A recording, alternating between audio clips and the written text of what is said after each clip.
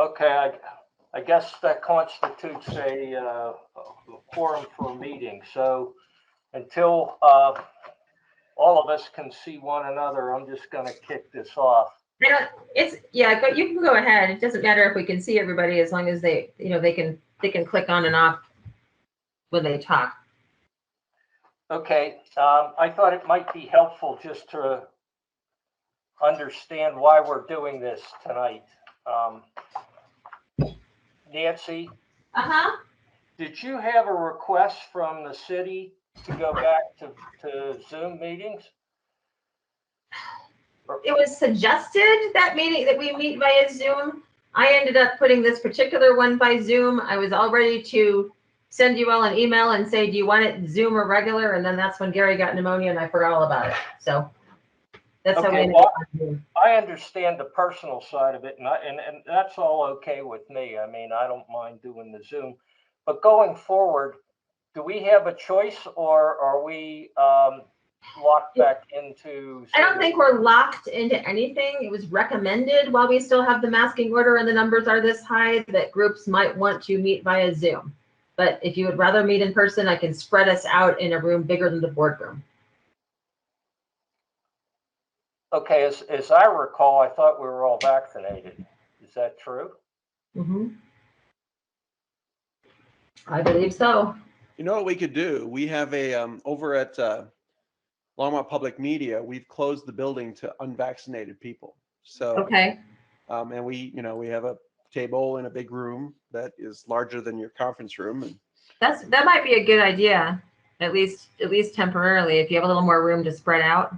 Yep. Plus, we have we've been approved by the county to allow people into the building as long as they're vaccinated and not be masked. Yeah. So, yeah. Well, how does the group feel about that?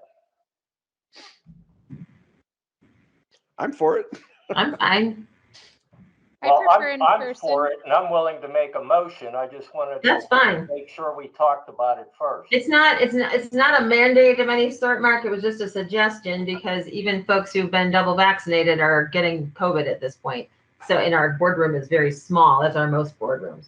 But if we have more room to spread out, I'm all for it.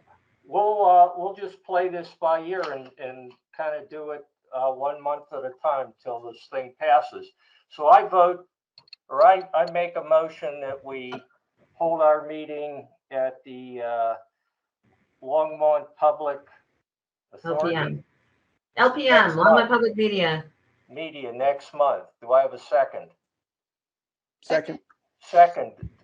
All in favor? You're going to have to verbally tell us, Katie and Catherine. You can wave your hand or whatever, or tell, yeah. Aye.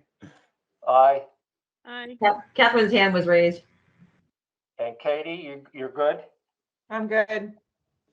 Okay, so let's put that in the minutes then, that we're going to have our next meeting at Longmont Public Media. Okay, I assume we have nobody from the public, given how we got together. Do we have approval of last month's meeting? Do we have any discussion or revisions to last month's meeting first?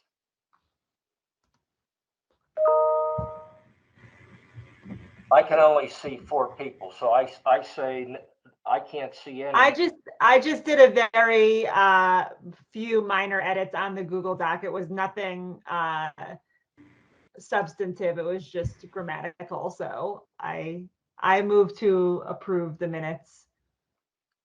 Okay, do we have a second to approve the minutes as amended? I second. All in favor? Aye. Aye. Catherine, I can't see Catherine or Cynthia, but. Aye. Yes, aye. Okay, so that's unanimous. So the minutes are approved. Thank you. Okay, now into the normal stuff of whatever is normal. Do you want to kick it off, Nancy? Well, sure. I don't know what is normal right now. Actually, outside of my husband, people have been dropping like flies at the library with various flu type illnesses. So If you haven't done so already and you're so inclined, get your flu shot. I walked next door and got mine. When I picked up Gary's prescription for pneumonia, they said they're seeing a ton of pneumonia and flu, which is interesting because he doesn't go anywhere. But anyway, just my 2 cents there. We do have some new staff. We have multiple new staff members. We had kind of a little exodus of staff, which is not unusual during post-COVID times. We are not getting as many applications as we normally do for our part-time non-benefited positions, which once again is right in line with what's going on pretty much every place else as far as employment goes. We're still getting, I think, very high quality applications at the library, which is good. We only have one position open now, which is a 30-hour bilingual library technician, and we actually did get quite a few good applications of folks who are actually bilingual. Last time we posted this position, we only had 2 folks that were actually said they were bilingual, and one of them, when we talked to them in Spanish in the interview, knew no Spanish. So how people think they're going to apply for a bilingual job and then not know any Spanish and have no one find out is sort of intriguing to me, but we're hoping to get someone for that position pretty soon. We are finally making progress upstairs on City is helping us out big time to get rid of our so-called compact shelving, that huge movable shelving upstairs we've gone around and around with. We've had someone from purchasing and from the auction company come out, and we did a demo for them because I don't think they really understood from our still pictures we had sent them before exactly how that stuff works.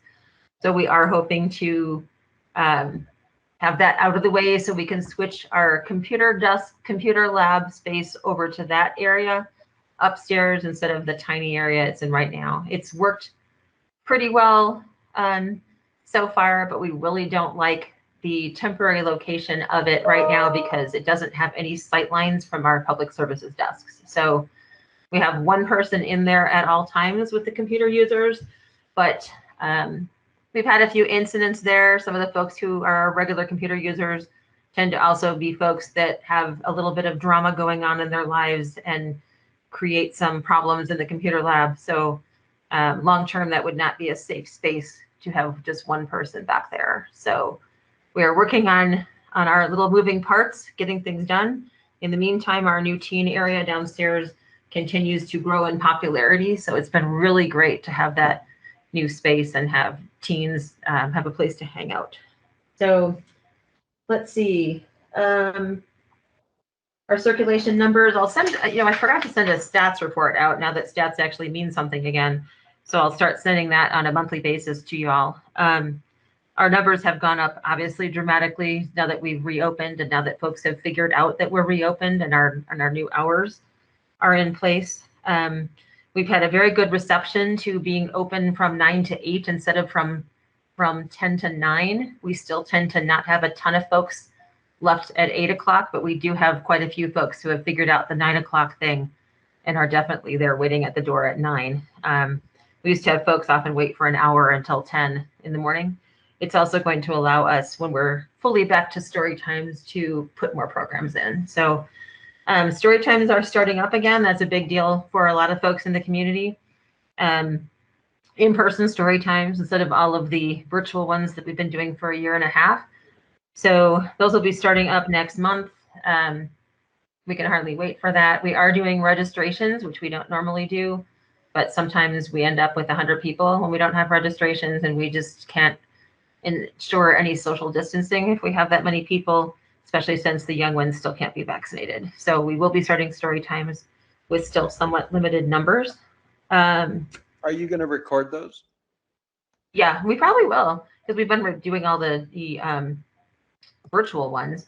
We've been playing them every morning on LPM. That's what we hear. And we have little groupies. So yeah, people love them. So keep they it do. up. So yeah, we have some folks who are definitely still not comfortable bringing their small children into a group setting with a lot of other small children, none of whom are vaccinated. So I think there's still a call for folks who would like to see them online, or at least a recording of the in-person story time. Nice weather. We are taking advantage of some nice weather. Like today, if it's a day like today, then we will move some of our story times out on the patio. The patio has finally been completed. That was pretty much the last hurrah of the construction project, at least for now. I've still heard rumors about carpet anywhere from 2022 to 2026. I don't know when exactly that's going to happen. So that will be interesting. So that's something that we've already started to plan out from what we learned from the carpet project on our first floor about some of the things to do and not do. So we're looking forward to new carpet on our second floor at some point, and not looking forward to going through the process again. So, but we do have ways of doing it where we would section off the upstairs in quadrants and not do the whole, and do one section at a time so we could still keep that area open. So anyway, that's something in the future. We did receive a grant through the state library. It's an ARPA grant, but it was administered by the state library for 4 new self-check machines, which we desperately need. So we were originally going to take those out of the PBF 145 fund. I'm glad we don't have to. We have other things we can do with that fund. And the grant is adequate to do the 4 new machines that we need. We did get 4 bids, or not bids, but quotes from vendors. So we should be seeing those pretty quickly. We found that both the machines and the service contracts had wider variances than we thought. We had the ones with the least expensive machines had the most expensive service contract, which maybe doesn't seem too weird after all. So anyway, we're looking into which one we're going to choose on that. And we have the RFP going on for the sorter. The bids are actually due tomorrow on the 19th. So we did have 5 companies come out to walk around, measure, ask questions, et cetera, in the bid process. We were very pleased. We had heard of and knew of 4 of the 5 companies. The 5th one was a total surprise to us. They were a company that they do some library sorters. They mostly do giant sorters and conveyor belt things for Amazon and things like that. So they were kind of interesting. I was surprised that they came. I think they're from Texas. So we do have those bids coming in. Our other news is that we have never done, in most staff's recollection, an all-staff in-service day. Most departments do. I got a lot of resistance when I brought it up initially when I got here, but we are going to do it on Veterans Day. So we were closed to the public anyway, so we're going to give staff have to choose a different day to take off for their holiday. But we are going to have an all-staff day. I feel like we have a lot of new staff, and we have just kind of a re-entry into the library world post-COVID. So I think we really need that entire day for people to be able to get together and do some training for them. So everything from some changes that have occurred with our standards of behavior, how to handle, we'll do some role-playing scenarios, how to best handle masked protesters, etc. We hoped that would be waning by now. It's not. We've had some folks that continue to, I don't know what I want to say, pitch a fit, make a scene, whatever, about masking requirements in the building. So we have several topics that we'll be talking about. Some of them are safety oriented and some are not. Some of them are more customer service and technology oriented. But we are really looking forward to that. It's been a long time since we've been able to have even, we used to have almost weekly all staff, everyone who was there, meetings for about just little quick half-an-hour meetings before we opened. We did that a lot of mornings, and then COVID pretty much put that to a halt. And so it really is important for us to be able to get together and for us to be able to split off and do some group work that is mixed so that folks aren't with the same folks that they're with all the time. So everyone's really excited about it. So we're looking forward to that a lot. That's most of what I had. Questions for Nancy? Sure. Do you still have a program called Reading to the Dog? We haven't had it since COVID, but we hope to bring that back soon. I was asked about that. Okay. Yeah, that's a Saturday program. It's immensely popular. That hallway by the meeting rooms, is lined with pictures of all of our reading dogs, and we hope to get back to that. Quite a few of the folks were not able to participate or were wary about participating, they and their dogs during COVID. Obviously, you know, everyone's petting the dog, touching the dog, and some of the folks have health issues or are older. So it's on hiatus, but it's coming back. Okay, thank you for that.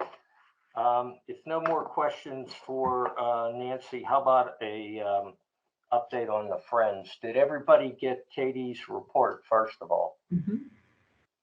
No? Katie shaking her head no? I did not either. I didn't share it with everybody. I'm still very confused by the rules. So I didn't want to overshare. So I shared it with you and Nancy and Cynthia. And then I was just going to speak to it at the meeting. That's fine. I also didn't think it was that important to share with everybody, quite honestly. I could just speak to it, but I can share it. Yeah, I just gave it to Cynthia so that she could just copy and paste it right in the meeting. But I will share it right now as well with the others. It's okay. It just send something like that out as info. The important thing is to not discuss it. Gotcha. So. So I just shared it with everybody so that you could see, but then I also will share my screen. Can everybody see that screen? Yep. Okay. Yes. So yeah. So the Friends, it was an impressively run meeting. I will say they have an agenda and they actually have time periods for how much they're going to talk about each line item, and they stick to it. So it's very well done. It seemed as if there were a lot of new members. Many people seem to just be kind of first or second meeting maybe, and the president was not there. So it was a little kind of off kilter, but nonetheless, the first thing they talked about was the credit card system. So I guess up until now, you've only been able to pay things out of the Friends store inside the library via cash, which nobody really carries around anymore. So Donald from the library was there to talk to them about accepting credit cards. I think that if it's not already up and running as of this time, it's probably very soon, because the goal was the end of October. So hopefully they're going to have that behind the main desk at the library, so that if you wanted to buy something from the store and or pay for your Friends membership via card, you can now do that. So hopefully there'll be an uptick in purchases there. Is that up and running, Nancy? Do you know? No, but it's almost there. Okay. The second item was just really about teen involvement. So they're looking for teen volunteers specifically with their social media, obviously, and then with the volunteers for any of their book sales where they're moving large quantities of things. So the CATS librarian will be involved, but will really be kind of determining which volunteers are the best to do that. So she had requested that she kind of have a little bit more control over that. They were fine with that. They are in the process of updating their website. So a new person on the board has taken on that task. She was just getting her feet wet, but I expect that should be updated pretty soon. It was looking really nice when I saw it. Speaking of the gift shop, the plan is to narrow its scope, because right now it has a lot of miscellaneous things, and they had discussed that other Friends bookshops tend to be far fewer items, mugs, things like that. So they're going to narrow the scope of the actual bookshop in the library, and then have any additional items available at the book sales, where there tend to be, the parties who go to the book sale might be more interested in something like that. Speaking of the book sale, that will be November 18th through the 21st. That is a big deal. It's a big moneymaker for them. So fingers crossed. As of the meeting in September, they're still looking for volunteers. So get the word out. And then the little free libraries, I guess there's been talk about the Hope Center and then the Miko Coffee Collective. Hopefully I'm saying that correctly. So Nancy was just going to reach out to see if those places could contact the friends directly and coordinate getting books to fill those libraries at those two locations. Okay, on number 6, does anybody have a feel for where these Miko coffee collectives are? Are they in? There's just one. It's a new business. It's on Main Street On Main somewhere. Street. I drove by it the other day. It is on 627 Main Street. Yep. Okay, will their vision expand to include disadvantaged neighborhoods, do you think? That was the impression I had. And then I have not gotten back with them yet, but I have talked with Andy at Hope about looking for a bookshelf there. I think they'd be very appreciative of that. The library has placed, I think, 6 so far. We may do more Chromebooks for folks to use while they're at the overnight shelters. And we're also looking to put a bookshelf in there so that folks have something to do while they're in the shelter. So that looks like a true possibility. Okay, good. Any questions, other questions for Katie? I guess with the Miko Coffee, Mark, I'm glad you asked that about other neighborhoods. I've been in the Miko Coffee and it's really nice. I've worked there occasionally or have in the last few weeks, but there are so many free little libraries in that area. Yeah. So I love that they are also looking at Hope and hopefully more in that direction. Yeah, I think to your point, Cynthia, I mean, there's I don't want to, I'll label them the more affluent areas of the city. I think they pop up like mushrooms, but you know, in some of the less affluent neighborhoods, I think that's probably where they need the attention if they want to expand their I view. think it's probably worth us bringing up whomever is the representative at the meeting, bringing that up directly to them. We didn't really talk about it for that long, and it was just kind of like a very fast topic and we moved on. So it doesn't necessarily seem like it's a focus of the friends right now. So I think it's really kind of on us to like, what do you need from us? How can we help you? But we gotta kind of lead that discussion, I would say. That's what I gathered. I'll be the person attending next week and I'll see if it's appropriate at that time. Okay, great. Nancy, and then you can quick, maybe I let was us know next month how things went. Oh, can I just add one more thought? Sure.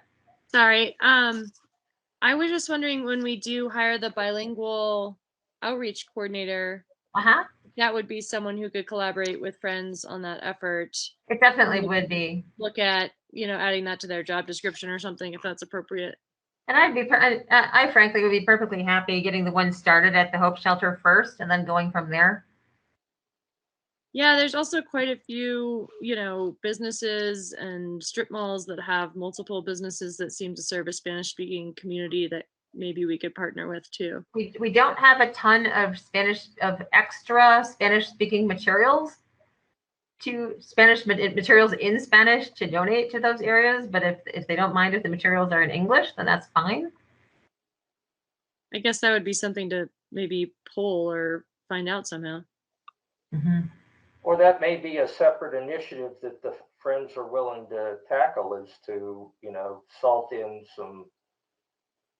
Spanish literature in with the other material that gets in the little free libraries, and you get a good turnover. We don't have a ton of donations in Spanish, so they don't have a lot of them to sell at the book sales even. So I'm just not sure if we have enough Spanish or materials in Spanish to consistently stock a shelf. But I will talk with the friends and see what they've been getting, because we've had donations piling up for months, so we may have something now. Well, they may just have to go buy it. Oh, that's true. And, just consider that as part of their community outreach.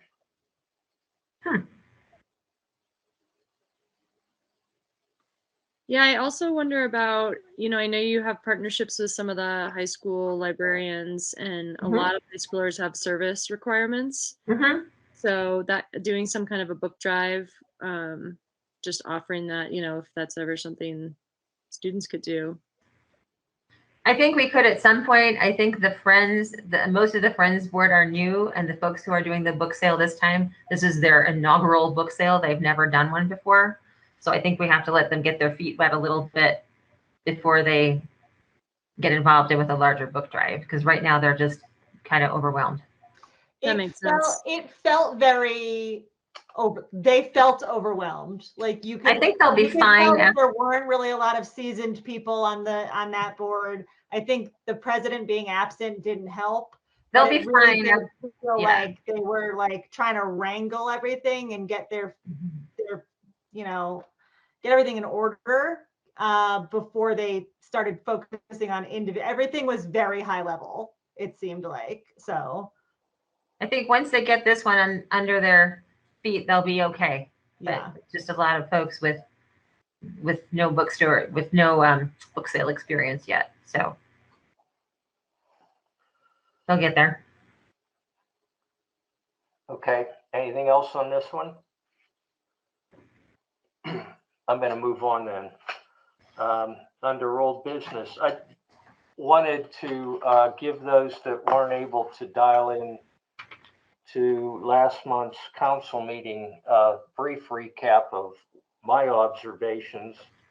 Nancy and Scott and Tim, I guess. Oh, wait, I'm sorry, I jumped ahead. Tim, do you want to give us something on liaison report? Sorry for doing that. I thought you put me in timeout just then. Absolutely not. What I typically do prior to these meetings is I look at the agenda, what's coming up, and what's in the queue for council meetings, and which agenda items might have some interest. But right now, there's not much in the queue. We're trying to just finish up stuff. That for this council, we have one meeting left in this council, and then there'll be a new council, and bigger issues that might have more of an interest to you all, I think will show up in the queue. But right now, that's just not the case. I don't have much in terms of council business. It's a lot of ordinances that are budget related and that kind of thing. The one thing I would bring to your attention, and you can decide what you want to do with this, a week ago Saturday, I participated in a town hall hosted by the Longmont Performing Arts Initiative.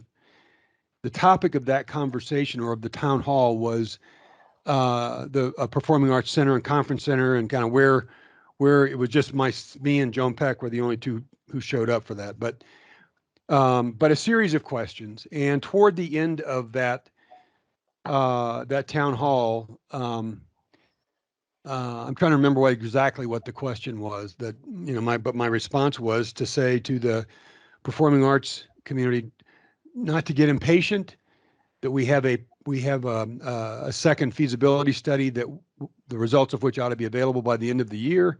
I think there is a really strong connection between not the proposals, but the implications of the proposals, both, or the studies, feasibility studies for the Performing Arts Center and the library. And I'm not, there was a reaction to that. Joan had a reaction to it, but that's not the reason I'm mentioning it. You just thought you might want to just see it in case somebody asks, what was he talking about, right? So you have some idea what I said and what I added to what I just shared with you now. So you're not totally in the dark on what Water said and what, how people are interpreting it. But other than that, if you have questions about anything, I'm happy to respond. I just don't think there's much we're doing right now that, you know, the real action is what you're doing and what's coming with the feasibility study. Wasn't there a comment made tonight at the city council debate about There was, library districts? yeah. So, so I will say this in response to my suggestion a week ago Saturday, that the performing arts community just not get impatient, that we wait for the result of the library feasibility study. And I did make a reference to the nexus between the two and the potential proposal that could come together for the community. That would be I think I use the words bold, a bold kind of grand proposal that where the community could see how it could get way more than it had imagined for less than they thought it would cost in terms of a tax increase. So those were my words, and there was a response to that. The comment was, I don't favor or support creating a library district.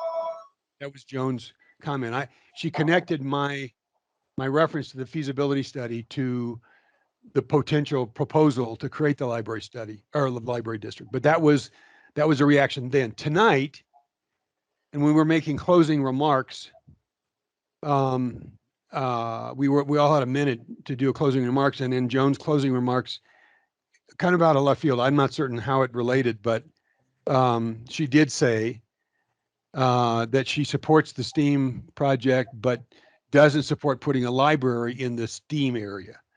And there was nothing in the conversation that would have in kind of focused us on what would be things proposed in the STEAM area.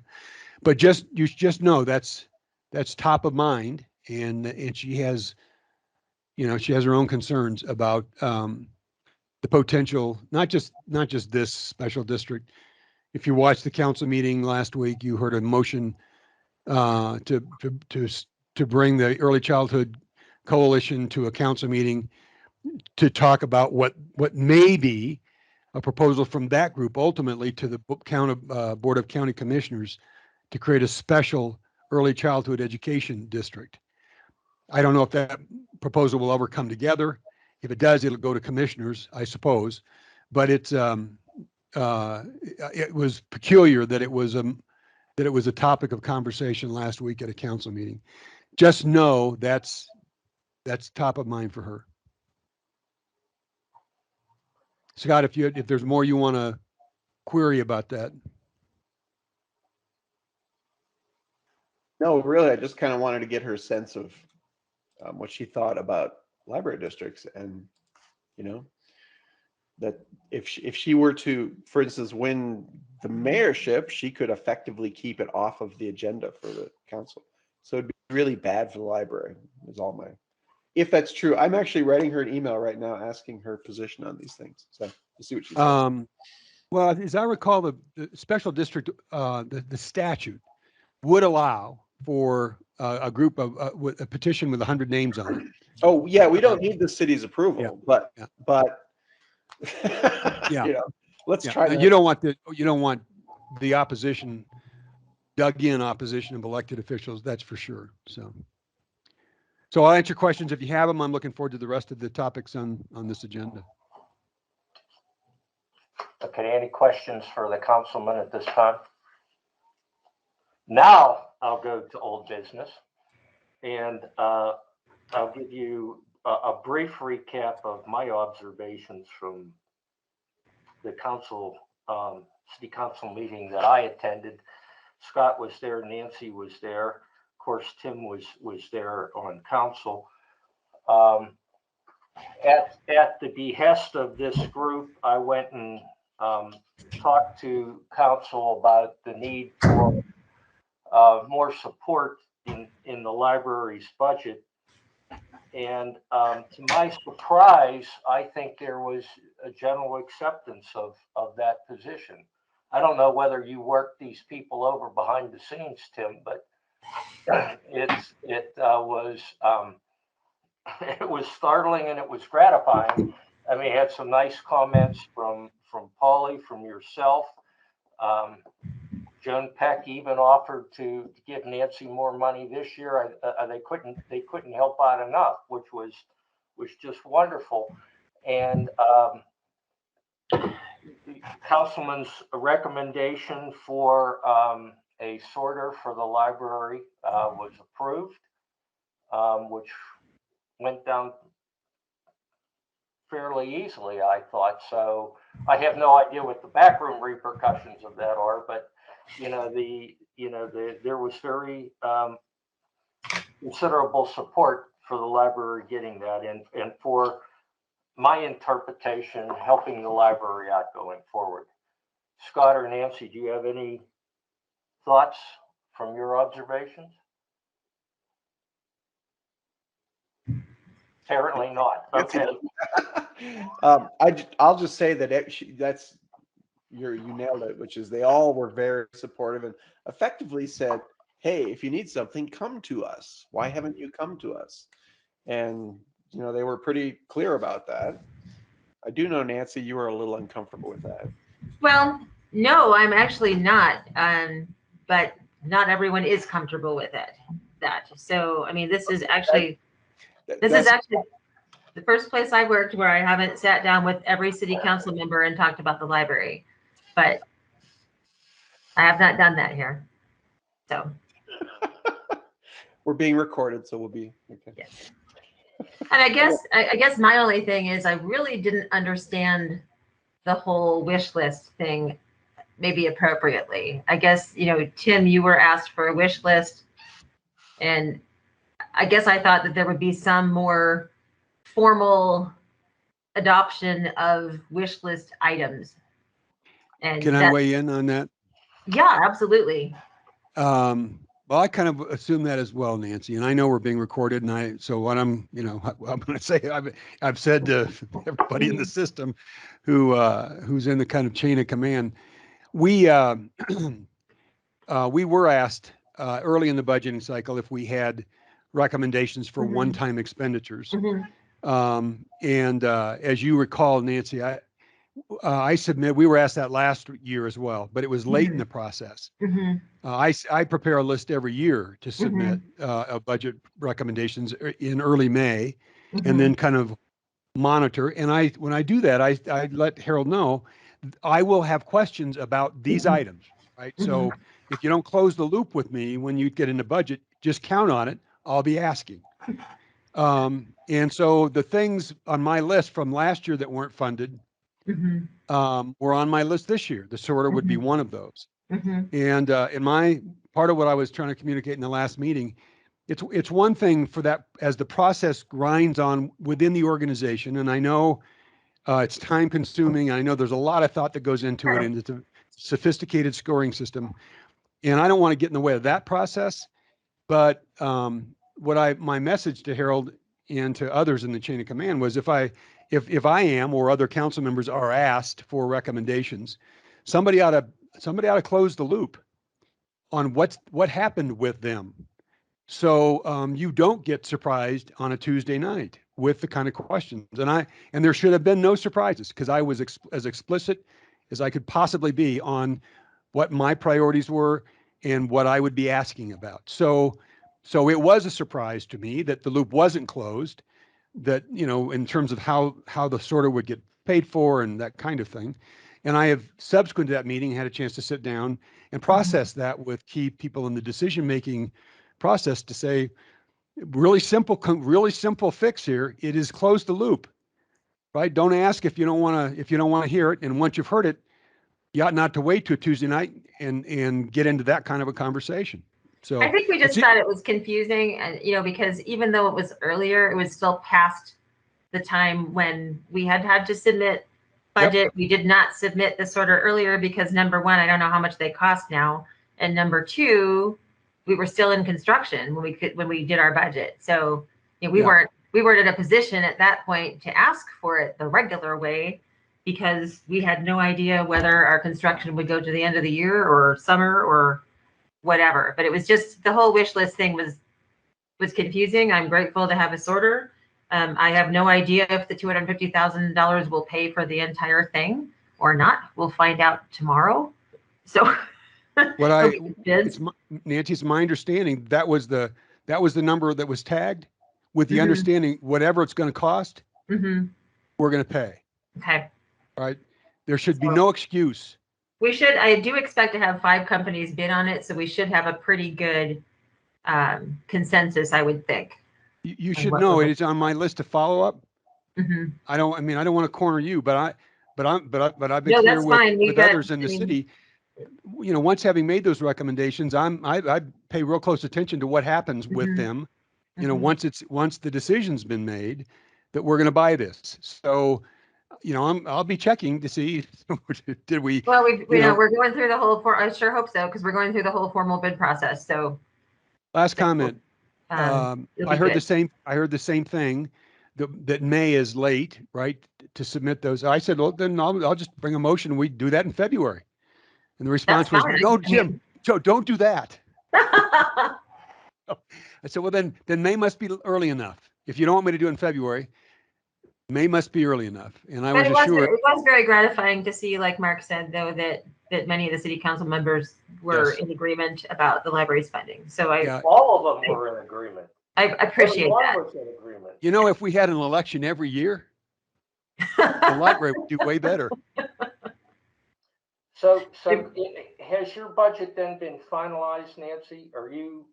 Everybody, I think the 26th is the last of the budget commentary, which is possible. So I think There'll be a second reading on the ordinance, all the ordinances. on the 26th. Yeah. So we're just about there. And with how you sit now, are you satisfied? I think we're okay for 2022, especially considering some of the grant funding that we've also been able to get. I mean, there's always something, but I guess the way I've explained it to folks is that, you know, everything connects. So, you know, it's one of those things where I think that, you know, what we probably needed the most out of this budget cycle, which we're not going to get, and I understand that, in the grand scheme of things, is the personnel, the positions that we asked for.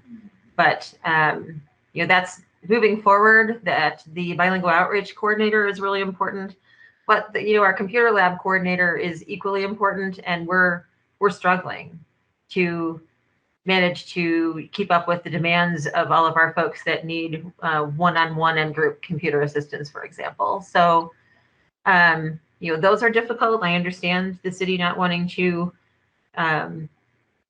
you know, put in too many positions. You're you know, the ongoing positions, you're obligated then for that amount. It's a lot harder to do those than a one-time expenditure. But that's really what we're lacking most, probably, are some key pivotal positions on our staff. On the other hand, I have no idea where I'd put those people if we had them. So, you know, we don't have space. I mean, there are multiple areas. Like, you could give us a whole bunch more money for collections, and we don't have anywhere to put it. So, I mean, our collections are very well curated and taken care of and weeded appropriately. So we do need more materials. We don't have a place to put them. So, you know, everything is connected. So for now, I think we're okay. You know, do I think there are other things we need, branches, et cetera, you know, more places for people to go, more materials, more staff, more technology, et cetera? I absolutely do. But for now, I think our budget is okay for what we're able to accommodate. Okay. So I'm glad to hear you say that, Tim. With that, I am going to move on to the next topic then. Tell us what's going on with the feasibility study. We are, let's see, our consultant's been very busy. She is finishing up kind of our situation report. I should have a draft of that by next week. It's quite lengthy. So there'll be lots of charts and graphs and all kinds of things to read coming up very shortly. Should have that before the end of this month. In the meantime, I know that Annie has been talking to a lot of community stakeholders. I don't know all of them, but I know she's talked to several of you here. I think, did she talk to you yet, Mark and Tim? She talked to me. You talked with Annie. I know she's already talked to Kimberly McKee from Longmont Downtown Development. I know she's talked to Kim from the museum. She's talked to Beth, who is the Flatirons Library Consortium Director. She talked to Harold Prudence from the Friends. Christina from Children, Youth, and Families, Zach Chase from SVVSD, David Farnan from Boulder. So she's had quite a list of folks, and she said it's been very enlightening. So I haven't had much of a chance to talk to her about that yet, but she has sent second invitations to folks who did not respond, and is trying to get in as many of the the kind of tight little circle stakeholder interviews as possible. And then we're going to start having some meetings with a larger group. So situation assessment is next though, and that should be, like I said, coming up pretty soon. And then that will be, of course, draft of that will be given to you to look at. So I can't wait to see it. It was quite the one that we received in Bellingham was quite thorough. So I expect this to be as well. So when would you expect to have a final product? I think it's going to be sometime before the end of the year, but she's going to, we're going to have to get her on a city council agenda. She's going to want to make a presentation, et cetera, of the situation assessment once that is complete. And does she know that you're expecting it by the end of the year? Yeah, I mean, that's our goal. I mean, that was our goal from the beginning. Our goal was fall, but she was late to start through no fault of her own. So. No, well, I understand the delays that were built into the process. What I'm concerned about is that with this new round of COVID concerns and things like that, that it will be used as an excuse to slow down. I don't think that'll have any effect. We would obviously not want to see that. We would want to see it go forward and actually be accelerated if that's possible.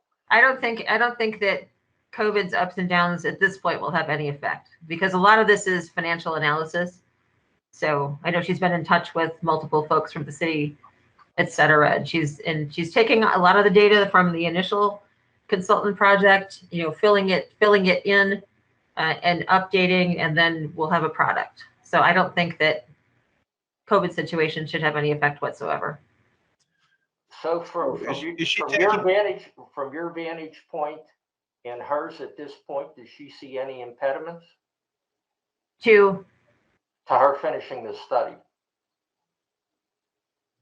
Not to her finishing the study, but I can give you. I mean, I can ask her for a revised timeline. It might be helpful. I mean, we've revised it twice already, so. And just so there's, the expectation set tonight is that it's going to be by the end of the year. If that's not her expectation, then I think we'd like to. Okay, I'll have a chat with her this week and see how it's going. I think it's one of those things where I think her end with the large kind of situation assessment, which I expect is going to give numbers and recommendations on those level of service categories that we talked about before. I think that's right on time. I think some of the things that have been a holdup lately are trying to get people to get back to her and schedule the time to talk with her. So she and I are going to talk in the next few days about when to give up on certain folks talking to you or not. So. Do you think she'll be able to give us an interim report before she finalizes her results? Absolutely. Does she have all of the different services in there already, or is she planning on it? All of which services, Scott? That the library might have. No, that's not really a part of her role. Her role is saying, I mean, it is and it isn't. I mean, her role is definitely to look at what peer libraries have and what we don't have compared to some peer libraries. And, we've had some discussions about some more aspirational things that we might want to have in libraries, because she kind of looks at that level of service data and looks at, how much would it cost to support a low level of service, a median level of service, and then an optimal or aspirational level of service, which would include some things that we don't have. So, which would include increased programming. It would include, for some libraries in cities that don't have one, a makerspace and other elements. So is this report then, is it going to be more of a, here's where we currently are, or here's what could be? Will there be a library district aspect for it? Yes. What it looks at is all of those level of service standards, like where should, some of it's cut and dry. Some of it is recommendations of square footage per capita, for example, things like that. So you could look and say, look at that and see, okay, here's what you need to be minimal. Here's what you need to be average. Here's what you need to be optimal. So that stuff is pretty cut and dried. But, a lot of this is how much money. So the first part would be, how much would that cost? Like, for example, if you were going to have X amount of square feet per capita and we're 35,000 square feet below that, how much would it cost to have that amount to bring us up to average, and or an amount to bring us to above average, or a low amount, which is probably where we are now. And then after you get all those different costs for the different categories, space, programming, technology, staffing, etc., then you say, okay, here's this sum of money that we need over and above what we have now to be average or to be better than average. And then here are the different ways to do it. And so, some of those recommendations, obviously she was looking at all the different legal ways that you can accomplish library organization in Colorado. So, I mean, there's that regional authority, there's a library district, there's dedicated funding through the city, et cetera, and what some of the advantages and disadvantages of those are. So that's my understanding anyway. So I said, last time I worked with her, it was a little bit different. The two big questions were, well, funding was the main question, but it was part of the question was whether or not to join with the county that surrounded the city library or not. And there were other things in play monetarily that probably would have worked. Politically, it wouldn't. So anyway, district will definitely be a featured option. I asked because she hasn't really talked to any of the people that are working on district stuff. So, well, I think when we started and we're making some of the lists, that hadn't happened yet. So that still could happen. Two things, Mark. My reference earlier to the end of the year was a result of that's what I heard from her. Mm-hmm. Right? She's the one who said, expect this by the end of the year. Mm-hmm. And Scott, I will tell you that in our conversation, the library district as an option is among the things she is inquiring about. Mm-hmm. Mm-hmm. okay. In my conversation with her, I asked her to broaden her vision about what a library district size might be. That we have a conundrum in our discussions about whether a library district belongs just within the city or should incorporate larger areas. Mm-hmm. And my takeaway from that discussion was that she thought there were ways of trying to determine the cost benefit of expanding the size of a district. And I'm hopeful that she's going to come in with that I wasn't just misinterpreting what she was No, saying. because that is part of what she did for me at my last library, Mark, was looked at, what it would be if the district expanded to encompass all of the city limits plus all of the county there. So I think this is not dissimilar. Yeah, my takeaway is that if this study doesn't answer that question, then it'll just hang out there and it'll delay moving forward on what the best initiatives are, either for a library district or for a municipal library or whatever, because it'll just be an unknown and people will keep pointing to it and saying, well, we really don't understand this. And I'm hoping that she'll help us get understanding. And I would point out that the reason she's doing this in the first place is that we pushed a library district and freaked the city out. So that's, and we're going to talk about this tonight, right, Mark? Yes. So when you guys see what we're doing, and it's about to speed up here quickly, we're going to need to address all these things. Okay. So anything more on the feasibility study? Nope. Cynthia, Catherine, or Katie? Anything on your minds? Nope. Can't. Councilman, you're okay at this point then? All right, let's move to the Mosher and Empson funds. Am I correct in saying everybody had a chance to see your last version of the document, Katie? Is that correct? That is correct. And edits were or were not made? Do you know? Mm-mm. So it's, Nothing, no edits were made. okay, so it's pretty much the document that everybody's familiar with. So Yes. I would like to make a motion that we vote on the adoption of this policy. But if others on the board want to talk about it some more before that vote comes up, I'm fine with that. But I think we probably had an opportunity to discuss this and put those thoughts into the document that Katie is so efficiently prepared, and that I think we would vote on it. And I would also say that let's try it out, see how it wears for 6 months or so.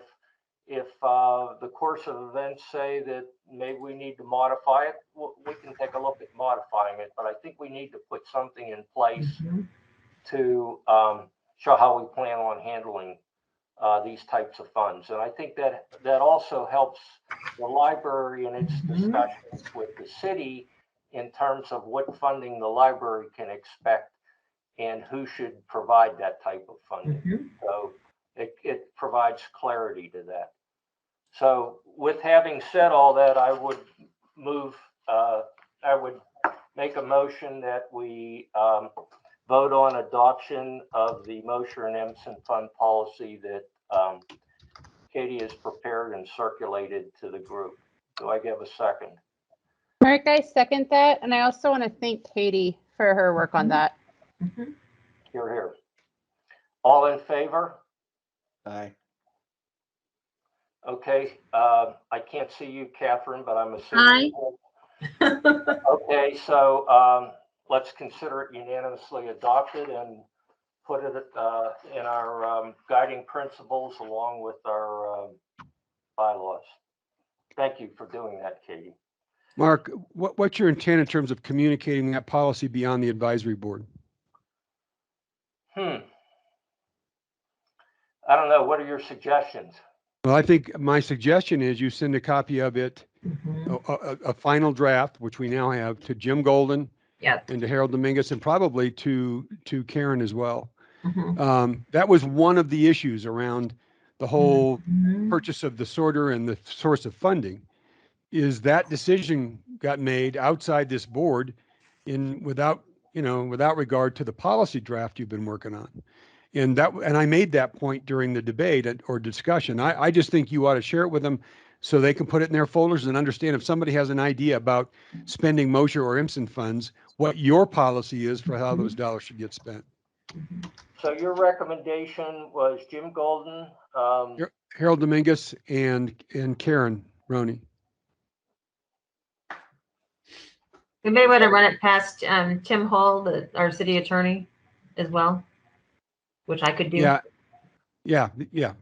I can send it through. I can send it through just for him to review, just in case there's anything that sticks out to him. Sure, good idea. Yeah. Do you want to do that before we send it to the other? Yeah, why don't I do that? If you don't mind, I'll send the draft through the system to him. He's really good about looking things over and giving us an opinion. So if anything needs to be, okay, he sees things that I would not see. I'm not an attorney, so. sounds like a plan. Everybody okay with that? Not hearing an objection, I'll say yes. Okay. And if you can get that in I will get it in tomorrow. that would be great. Yep. Okay, Boulder Library District update. Did you see that? Did you see online the list of folks that are on their district advisory committee? I have that, which I can send out to folks. Oh, yeah, we did look at that. Yeah. I saw that. Do you know those people personally? No, but I looked them all up, of course. It's a librarian thing. So Alicia Seidel looks like she's affiliated with a BTU lab hackerspace. Annette Dula is a researcher at UC Boulder. Kara Schenkel looks like she's a corporate counsel at Oracle. Deborah Reed Fowler is a realtor in Niwot. There's someone named Chip with no surname, so I don't know what that means. All I could think of, isn't there a mascot, Chip? He's the president of Downtown Boulder Partnership. Oh, okay. Jane Sykes Wilson, Library Commissioner. Joanna Rosenblum, part of the Boulder Library Champions. Joni Teeter, former Library Commissioner. Kevin Miller is Miller Tax and Accounting. Michelle Dene Garcia Morrissey is all I could find on her is a new company called Rerouting Consulting LLC in Niwot, and it looks like they have different programs that they do. And the first one that I came across was a program on racial justice. Miho Shida is Boulder County. What did I see? Latina League, and Peter Pollack is an urban and environmental planner. So that's the little bit of info that I know about those folks. I have that and a little bit of info that I can send around to you just for your Yes, that would be for great. your information. So meetings have already started there, and they've had Zoom meetings that have already happened in October. Do you know if those folks were part of the library district initiative group for Some were and some were not. And do you know how they were selected? It says they were evaluated and selected based on criteria of interests, experience, skills, and equity, representative of business owners, renters, property owners, various age ranges, race, and income. Who did the selecting? I am not sure. City council, let's see. We couldn't figure that out. It looked a lot like an advisory board for the city. It kind of did, because it said at the top of this document, which I got offline, City Council is seeking input from a library district advisory committee with members who reside within the proposed district boundaries. Members of the committee have been chosen and include, and that was the list I gave. Then it just says meetings will start in October. And then with the help, let's see. They're going to get community input through a web page comment form. With the help of a facilitator, the recommendations will be submitted to the city manager and city council in a report in January 2022. Scott, I'm seeing on the city government website page that the 6 to 12 volunteers will be appointed by the city manager. I think they were all appointed by the city manager. You know, it's awesome having librarians here. So Yep. we can learn anything. So yeah. So what do you guys think about that? Is that an approach? It depends. I mean, Mark rolling his eyes a little, or at least. Well, I guess it depends. There were a couple things that I caught that caught my attention. One was, I think you mentioned at least 2 people from Niwot. Yep. So they're how many? 4? There were 3. 3. Okay, so you're on to the same thing I am. So they're obviously interested in getting the opinion of people in the area that they plan on expanding into. Opinion of or influence of. So noted. And it wasn't clear to me whether that was just some a diversity initiative, or those people had roles to play prior to the establishment of the group, within the library movement, and they just became members of the board, or they were friends of the city manager. I don't know how they all were appointed, I guess is what I'm Scott, do you remember? I seem to remember that Deborah Reed Fowler, the realtor in Niwot, her name rang a bell to me, and I thought someone brought her up in our meetings 3 years ago about being one of the folks that was really interested in a branch for Niwot. I could have it wrong, but I don't remember. She is her name, right? Her name just seemed familiar to me, so I was wondering if real that was the estate. case. No, that it's been around forever, and they've got signs everywhere. So Okay. It's like the Pratt name. Okay. Right? If it's along the same lines in Longmont. So maybe that's what I'm thinking of, but I know that we mentioned a realtor at some point that was one of the proponents of a branch library in Niwot. So I think it's possible that she's been around for a while. The other folks I don't know. We could try to steal those people. We could ask do you them. have any Go ahead. Sorry. any time scheduled in the future to talk with your counterpart in Boulder? I mean, do you have any official thing coming up where you would talk to your counterpart, or do you feel comfortable talking to your counterpart, asking them how they put that together?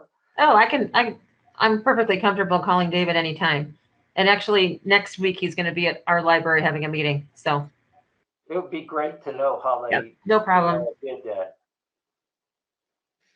You any other thoughts on that, Scott? Well, let me show you what we got here. Let me show them the website.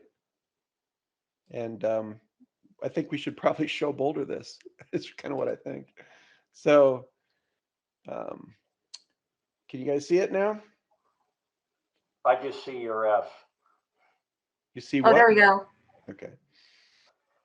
So we put together a Longmont Library District website, that has a mission, some goals. It's pretty high level stuff right now.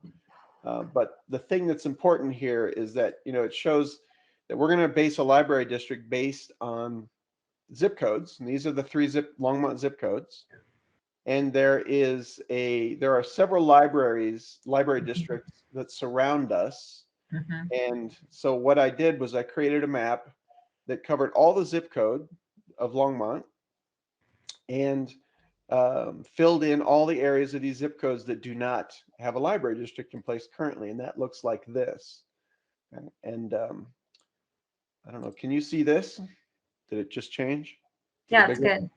So if you look at the red outline here, as you can see, it pretty much does the exact same thing that Boulder's trying to do to us, which it runs right up to the north edge of Boulder here. It just about hits Gun Barrel. It just misses the Boulder Airport. It goes all the way around here. It takes in Niwot, Hygiene, all of this stuff. Goes down almost to Erie.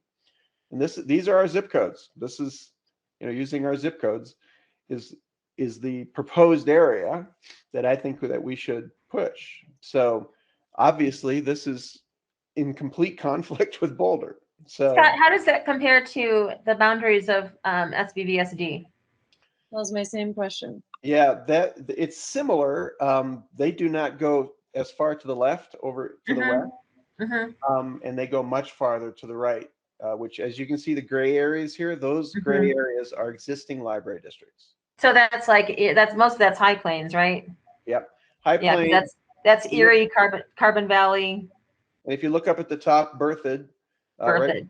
And Berthoud's just one little independent library. Yeah, and they also moved pretty far down near us, if you look. And Berthoud's really hurting for Berthoud. It's interesting because that would be a discussion, because Berthoud is really super hurting for space.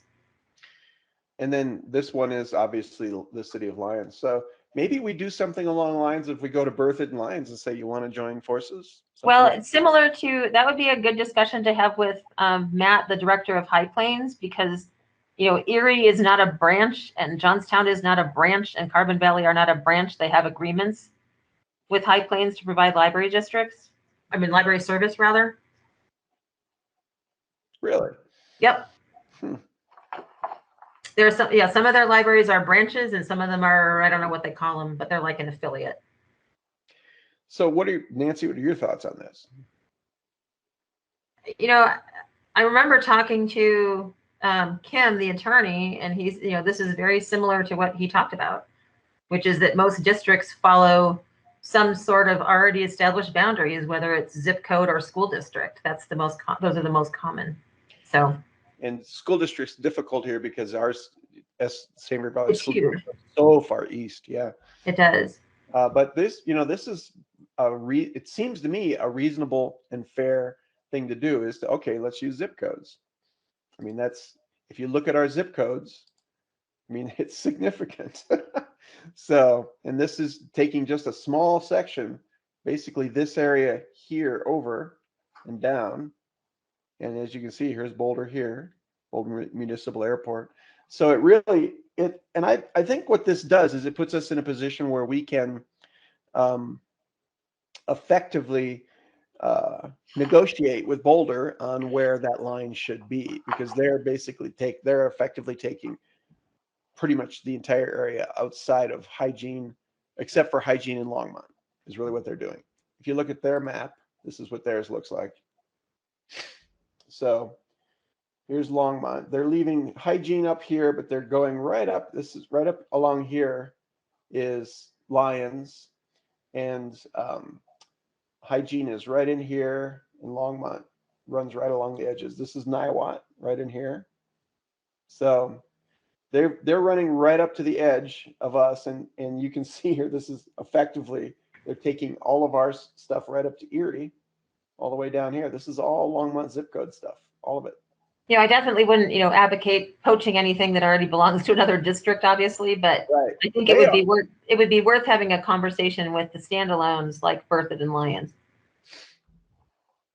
So perhaps in your conversation with your counterpart, he could recommend someone that this group should talk to from their library district committee. For their advisory committee? Yeah.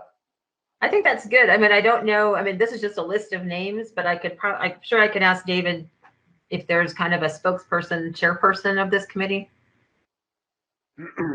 And what are your thoughts about talking to Harold and roping him in on this? I think he's going to want to know about it for sure. Well, no, I mean have them more tightly associated with it. Yeah, I think he was really interested when he came to those early meetings about the whole concept of Niwot, and specifically we talked mostly about Niwot at the time.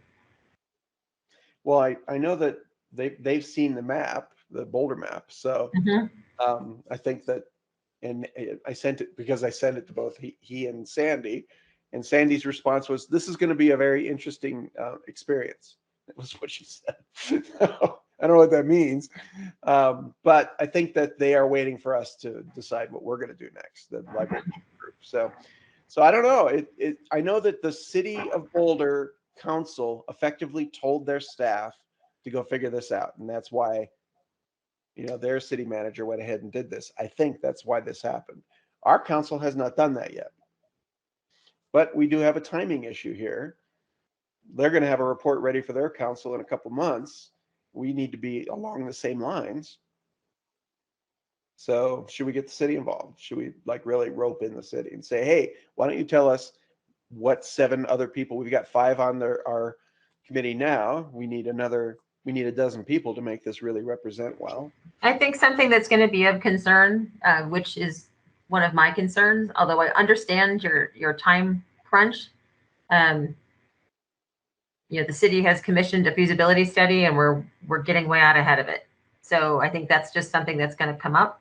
But it's going to happen with or without them. We have to get ahead of them because of what Boulder's doing, right? I'm just saying. What if leadership in Niwot said to the folks who are on this committee, don't even think about it? Which committee? Ours or theirs? The Boulder committee. You've got. I heard 3 people from Niwot on the committee, on the advisory committee. Mm-hmm. No, I don't know. I don't know the power structure in Niwot. It's an unincorporated town, but I do know some. I know some folks who are influential in Niwot, and I'd be curious to know what they think about what Boulder's proposing, and where their affinities would lie. In terms of Boulder versus Longmont. And Scott, an alternative to what you're suggesting, and I share Nancy's concern, I've shared it with you already, that I think, you got to answer the question, why would you do this when you're waiting for the result of a feasibility study? In the interim, I do think there's some outreach that could be done to Niwot leadership to see what they know, what their interests or concerns are, and signal back to Boulder that it's going to be a mistake for them to include Niwot in their plan. So, Tim, can you provide us with those contacts that you think that this independent group should talk to? Sure. I mean, I can give you the names and contact information. If on the group you're talking about, you don't have a relationship with them, then I think you'd want to think about who does the outreach. But okay, that's a fair challenge. I think the group would like to have some voice from that area, 1 or 2 voices from that area, providing input to the group to say, hey, you're on track, you're not on track, this is what's important, this is not. And Catherine, you mentioned a name that you felt you knew from the Niwot area. If you could give us that name and contact information, that would be helpful as well. Yeah, it's Biff Warren, but I forgot to get the contact info, so I'll follow up on that. Hey, could you send that to Scott and I? Yeah, Biff, Biff Warren. What a name. What a great name. He already has a youth sports complex named after him, so he must be influential. That's a little ahead of where I wanted to take the agenda, but Scott, do you have anything more you want to add at this point?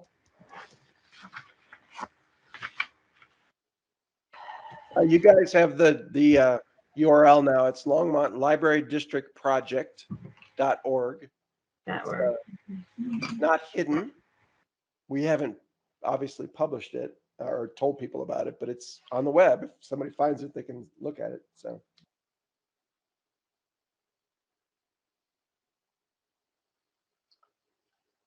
Anything else at this point then, Scott? Nope. Okay, I'll probably circle back around on this a little bit later on, but let me push forward then. There was some communication from Nancy on board term limit suggestions from the city clerk. This was an ongoing issue of what numbers are the correct numbers, and apparently none of them were correct. So most of them were not correct. So, but I heard back from pretty much everybody and gave them what people's preferences were, and this is what they came back to me with. Okay, so I just want to close that loop and ask the group, does anybody have any objections to what Nancy put up? I don't like it, but I mean, it didn't come from me. It came from the city clerk because I just gave the city clerk what you all wanted to do. Was that you, Scott, that had a problem with it?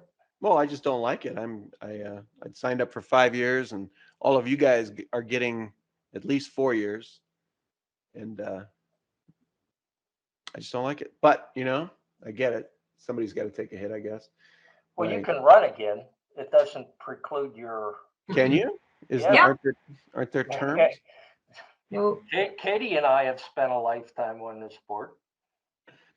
I am There's a lot of certainly not term competition. limited as of right now. I've been on several terms. Really? No. So we don't have any. yeah, you could be on another term. I thought it was a one-shot deal. I thought you got Nope. on once and that was it. Nope. No. So they were, I mean, city clerks are awesome. They were very apologetic because they dug back and, even though I had brought this up pre-COVID before and they kept saying, oh, no. And I said, no, everyone has told me it's 3 years. They did find where it was 3 years. It was never properly changed by them. So they were very apologetic about it, but if we can figure out, I mean, you don't have to go with what they suggested. I can get back to them if you have a counter suggestion. I think we just want to make sure that we get this done. I would suggest to you, Scott, that this board and the whole library organizational structure could be entirely different in 5 years. I think it might be different in 3 years. So Okay. So do we need to vote on this, or do we just say okay, or how? no, I just need to get back to Michelle and to Don and let them know if this is okay or not. Any objections to that strategy? Let him know that Scott wasn't happy about it, but he said okay. I will let them know that. Okay. They won't. With that addendum, be please include surprised. that in the communication. They won't even be surprised. They'll just laugh and shake their heads. We know Scott. All right. Okay. Website changes to reflect new meeting dates. I didn't look at the website before this meeting. I should have looked too. They promised me they were going to do it. Okay. Since I'll double check before I talk to them about the terms. I'll double check just to make sure the website's done.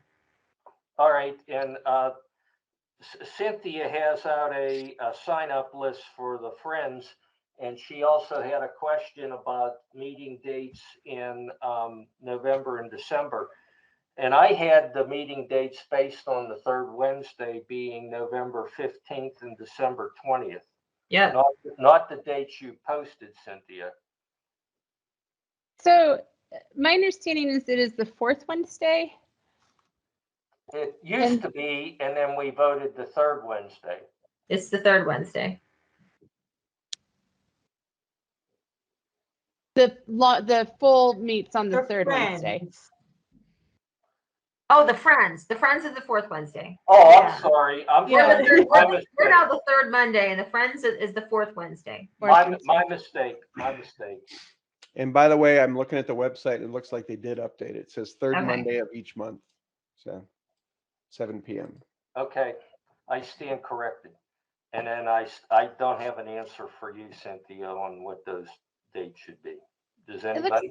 It looks like Katie has posted an answer that they'll share at the October meeting and typically combine, which hopefully will work for Scott as well.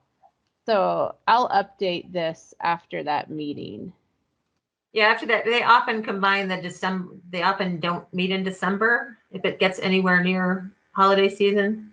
So, And I think given that the meeting is the 20, oh wait, are they doing it? Yeah. The The 23rd 24th right is now. the night before Thanksgiving. So I think November might change regardless. Their book sales the 18th through the 21st. So I would think they would have some meeting I think earlier December is a good possibility of Right, a like combined after November, the book December. sale, but after Thanksgiving, if I had to guess, it would be an early December, done so that November, before. December, and close out the year. Yeah, they've done that before. So Yeah. as soon as we find out, or I can just, do you want me to email them and ask Yeah, that'd if be that's an agenda? I'll that'd be email great. Prudence and ask her. Or at And- least just find out if it's on the agenda for their October meeting. I'm sure it is. And am I correct? It's 7 p.m. and they meet at the library. They in do. the They library meet in the meeting room? conference room. Mhm. How do you want people to sign up on your thing, Cynthia? So I think just put your name down when you can. My understanding is that Katie, Scott, and I had said we would try to take most of the meetings, and then Catherine and others filling in when needed. So I think we can just keep, if it's okay with everyone, just to keep this live, this sign up live, and let's update it. And then I went out through June, and I'm just realizing that's because that's the year I'm used to. I work on a July through June year, so I can expand that if needed. I think June is good because technically that's when my term is up. So Well, you can start with June. We hope Katie re-ups, but Cynthia, could you send that link out again? I somehow missed it. No problem. Let me, Thank you. there.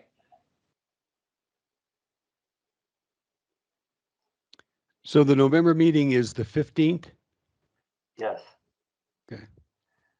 But we should talk about the December meeting. How comfortable was everybody with it, with the 20th, I think?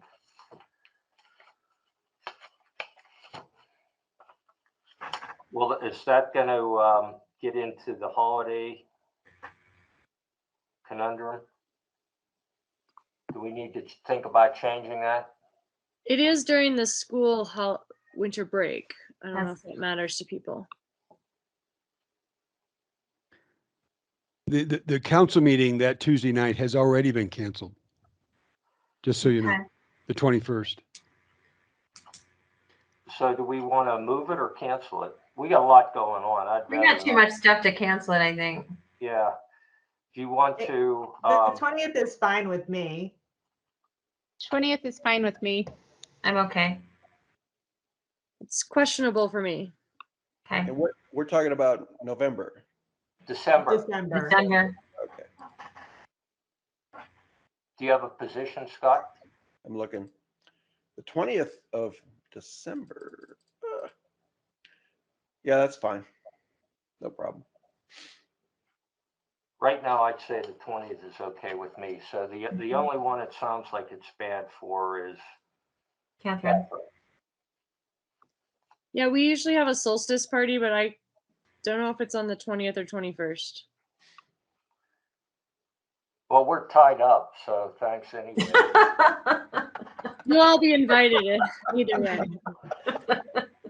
We'll be busy with the library, but so can you put that in the minutes that the 20th of December is the go-to meeting date in December, Cynthia, and if that changes, we can change it, but let's Sounds at least good. put that in people's calendars.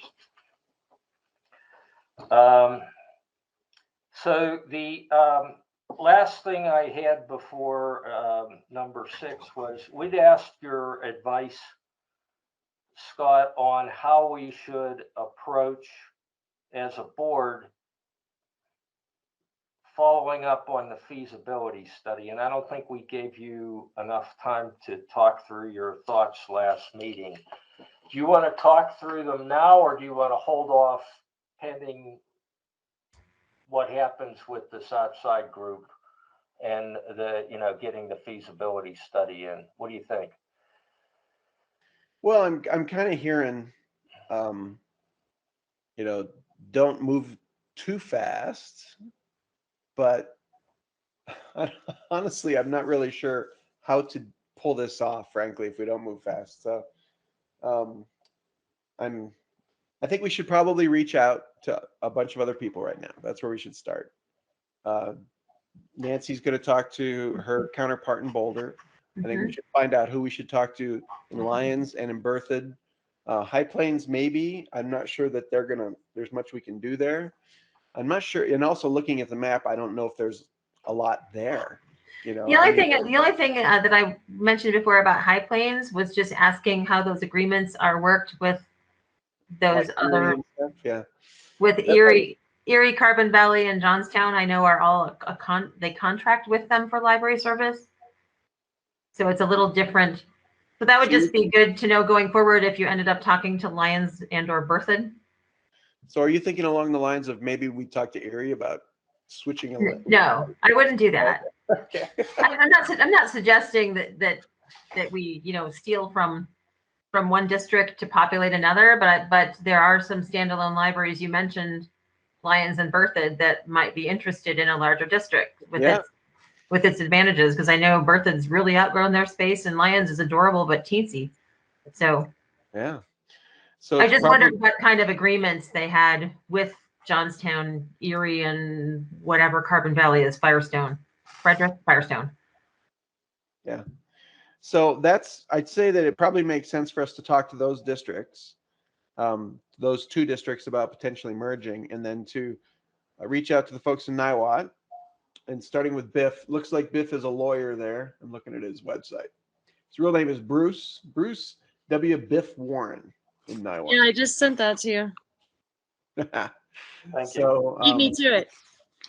Yeah, I have good. He looks like he was on the county planning board for a while, and the district improvement district advisory committee, the business association. So he's had his hand in several pots. Well, he's not on this list, so he probably is a good person to talk to about this, saying, hey, we're interested in this. We've heard you might be the guy to talk to. And he probably knows all of these people already that are already looking at the Boulder side of things. So that's a good point. Yeah. So we will reach out to the districts. Do you know those folks, Nancy, in Berthoud and Lyons? Yeah, I mean, I've met them before, and I know Matthew Hort from High Plains. So can you connect Mark and I with those guys? Yes, I can. Okay. Do you have any, Nancy, do you have any relationship with the Niwot High or Niwot Elementary School librarians that could be useful? I don't personally, but I don't know if I can ask our head of children's if she does. Might just be another angle. It'd be worth People doing. love the Niwot schools. And last then, Tim, what are your thoughts on us reaching out and starting to inform the city staff, starting with Harold and Sandy, that we're doing this? Or should we Well, wait? before we leave the Niwot conversation, I just recently had lunch with Don Haddad, which is a kind of a breakthrough. It's the first time Yeah, I it have sounds broken like it. bread together.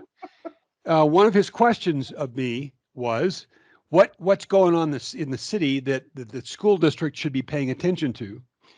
And one of my responses was a library feasibility study.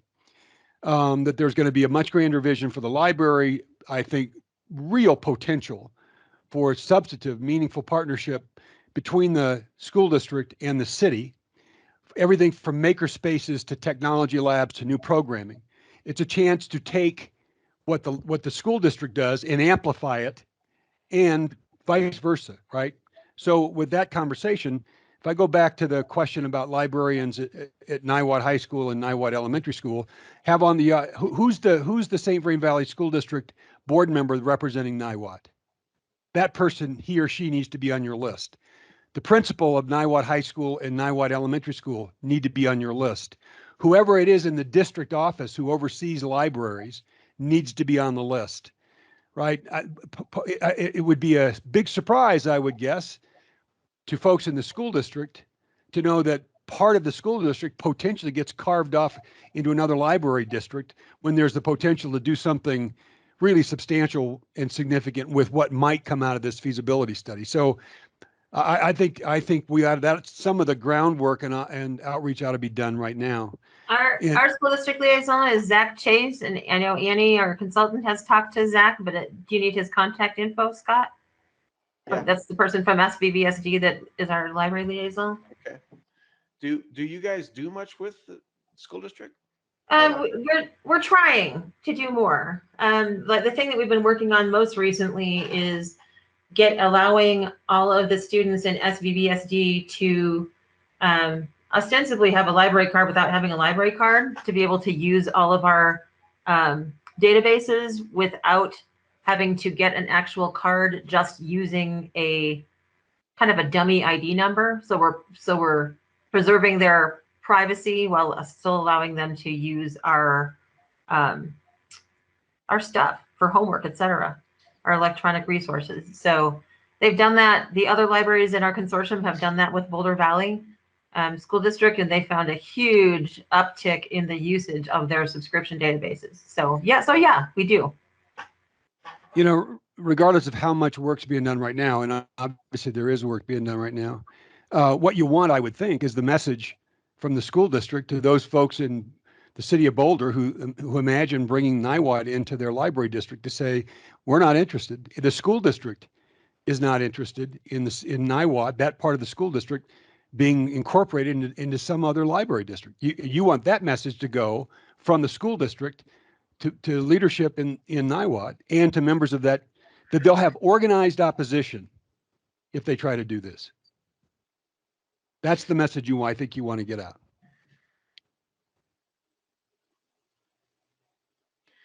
Okay. I also think you might be able to access families with young children, and people who use the library a lot, and who may not hear about some of these issues through the same channels, but through the schools, you might be able to get the word out to a different slice of the community. How would you do that though? The schools are very that is really the tough thing, you guys, because when we try to get information out distributed through the schools, it's like Fort Knox. So those guys are a black box. They have been forever. So that's try the Bright Eyes Coalition. What is that? It's a coalition of providers of early childhood, child care, and early childhood education. The city coordinates. It's countywide, or at least it's broader than the city of Longmont. But we have, through the city and Olga Bermudez and Christina, you have direct access to everybody who's in that coalition who is a provider of childcare or early childhood education. If that's what that Catherine's suggesting, that we do the outreach there, that would be a way to do it. That's Christina and Olga at Children, Youth, and Families. Yes. Can you send us that info too? I'm scribbling it down right now. All right. You know what we're doing here is the actual definition of a smoky back room, right? My husband has the Isn't this a ability to public, stop isn't this a smoking. public so- meeting? I think Okay. Tim's background is the definition of a smoky back room. Wait a minute. Oh, Because we can't really tell where he is. No, this is called community organizing. That's really what this is called. So I'm kidding when I say In a public meeting, publicly I posted. know. Can I make jokes in a public meeting? Is that allowed? Yeah. All right. So, Tasteful. so tons of fun. Looks, Mark, like you and I and our fellow. we're gonna have Members. a few contacts to make. Yeah, we're gonna have to have a bunch of meetings. So, So- so back to the city people. Tim, do we want to tell them what we're doing? Or do we want I do the outreach. I would do this outreach first. Okay. All right. Okay, I'm going to, I'm not gonna close this line of discussion off. I just wanted to try to create some background for some of the board members that must feel they're coming in and on the middle of this, but just to start you off from the beginning, a small group has come together to try and push once again for a library district. And the concern was that if we waited too long, we'd be behind the curve and we wouldn't be able to get that question on next year's ballot. So a small group has come together. We're, as you can tell, we were pondering district sizes as to what would be best, how best to engage those that either are within the city limits or beyond the city limits, in case we want to spread the tax burden in support of a larger library district. You can probably tell from some of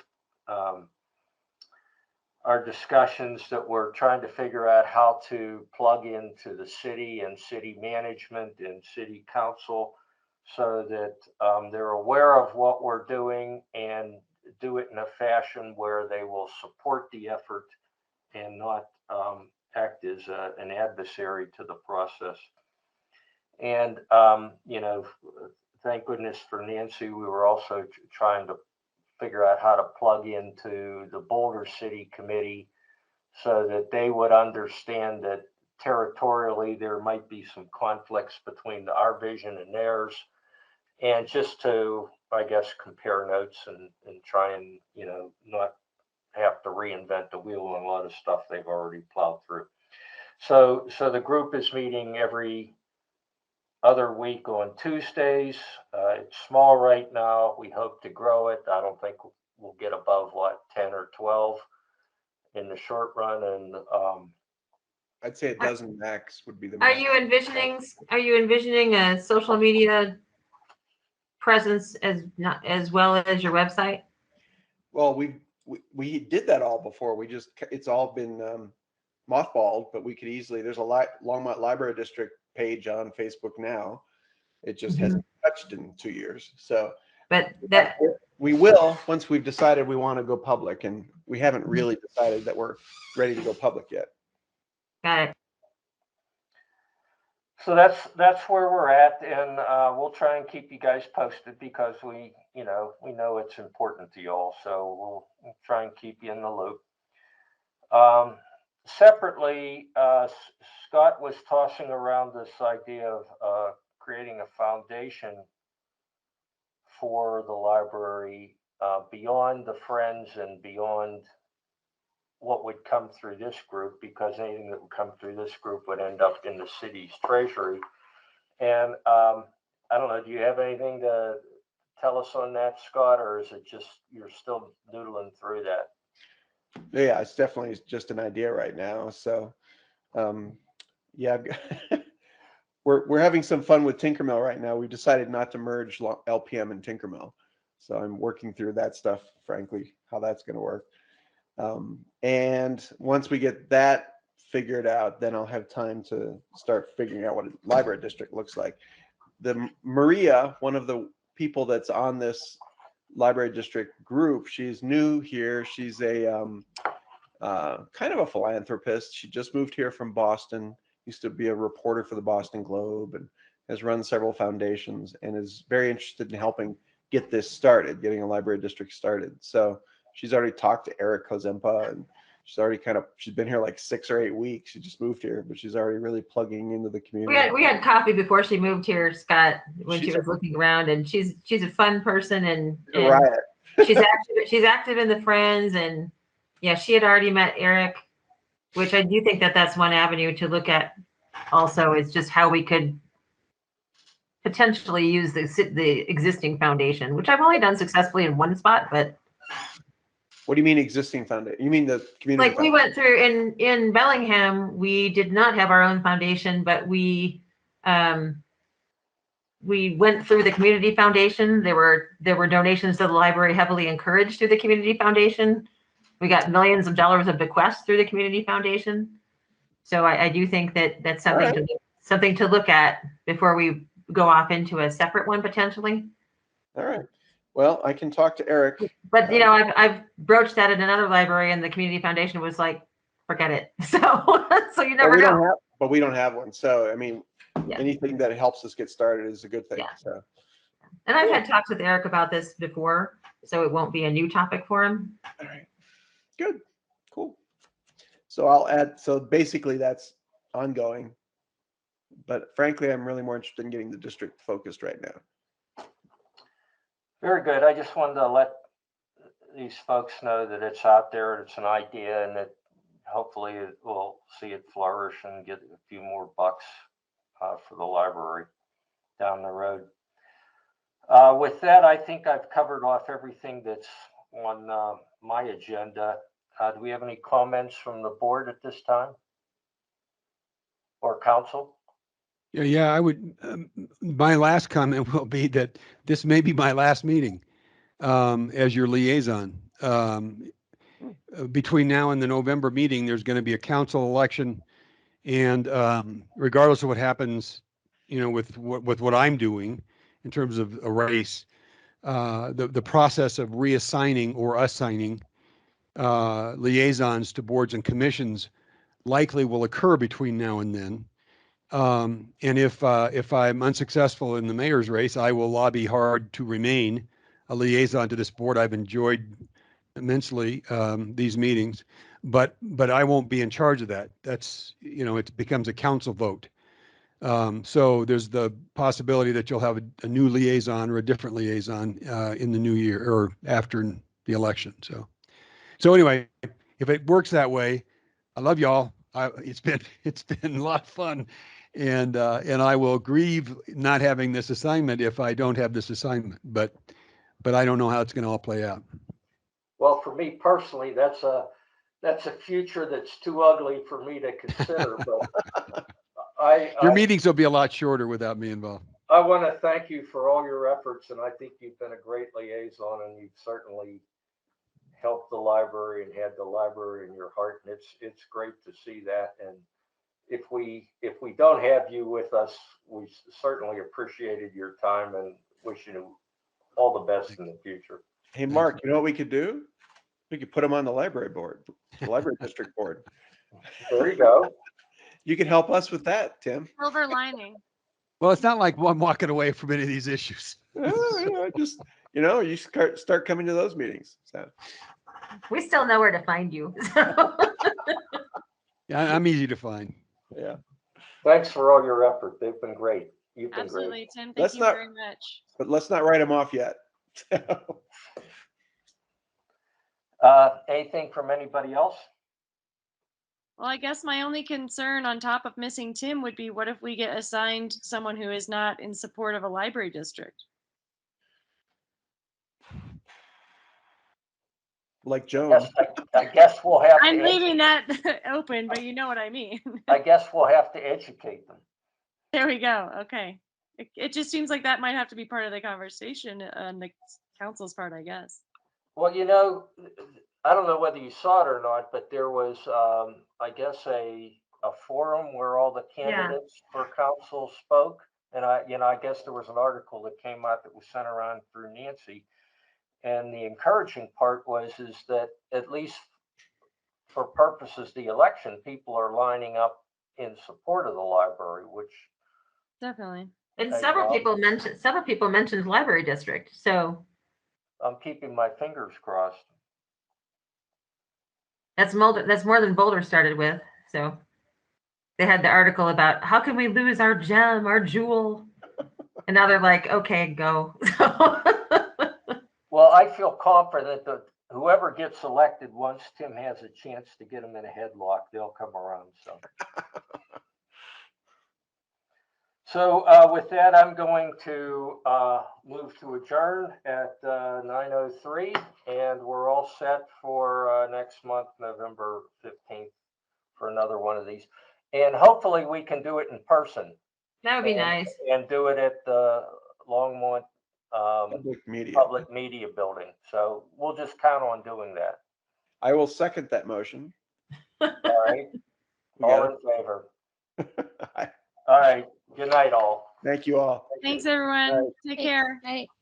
Best of luck, Tim.